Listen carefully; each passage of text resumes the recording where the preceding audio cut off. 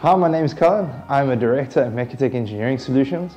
We are currently based here at Propeller, and my roles and responsibilities is to make sure everything operates as clockwork, and then more on the technical side, I take care of all of the software related issues that Mechatech might face building our cement 3D printer.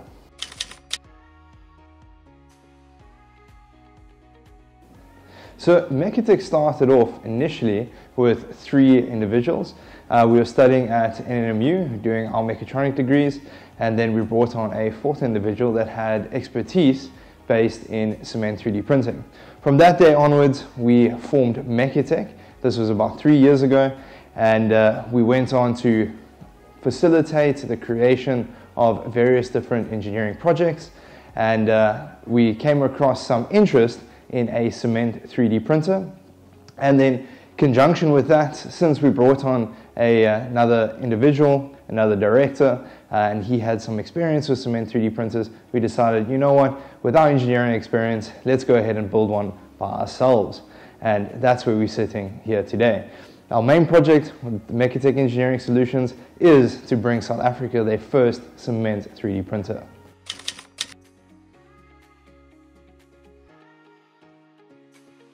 Our cement 3D printer is very unique in comparison to the rest of the 3D printers that you would see around the world.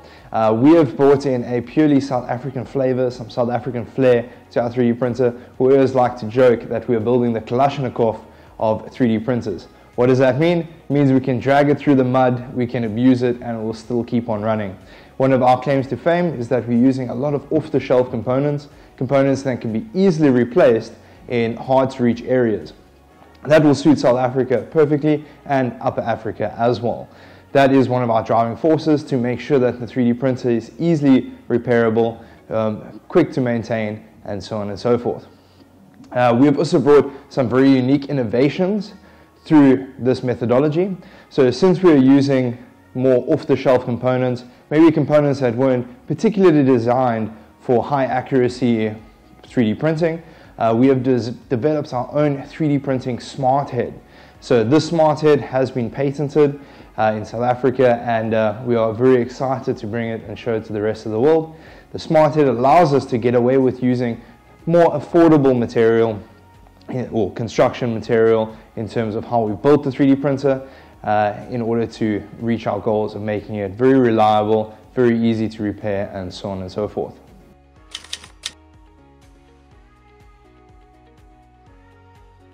Propeller was there from the inception. So we went ahead and we started creating some ideas with cement 3D printing. We started coming up with some concepts of machines, what we would like to actually pursue, and so on and so forth. We did some of our research and came up with a brief design. We then went ahead and created some mock-up drawings of this, and we realized that Propeller helped many other innovators and entrepreneurs get that little bit of a kick start to their business. So we approached Propeller and then presented our proposal, and they accepted. And we were very, very happy. That allowed us to gain access to some funding, some business expertise that we did not have, and bring the printer to life.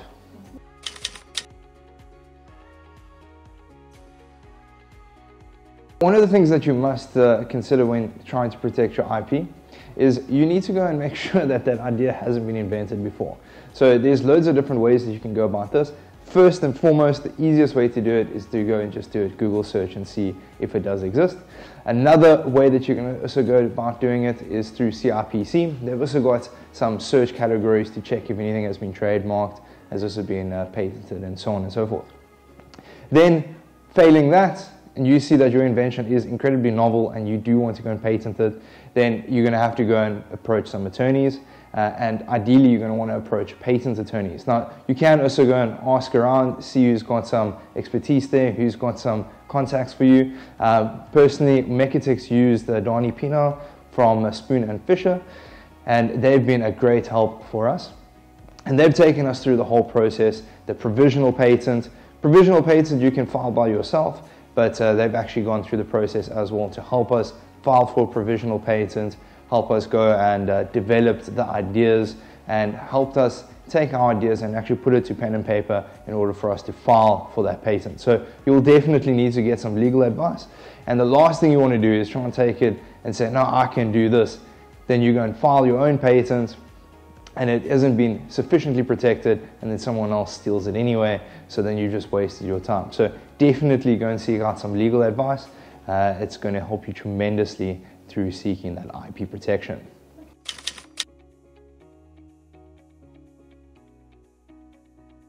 IP protection by itself is very valuable. It allows you to protect the idea that you've gone ahead and you've created, but there's more to it. For us, as being young entrepreneurs, we've spent a lot of time, a lot of effort, a lot of tears building something that we think that the world is going to benefit from.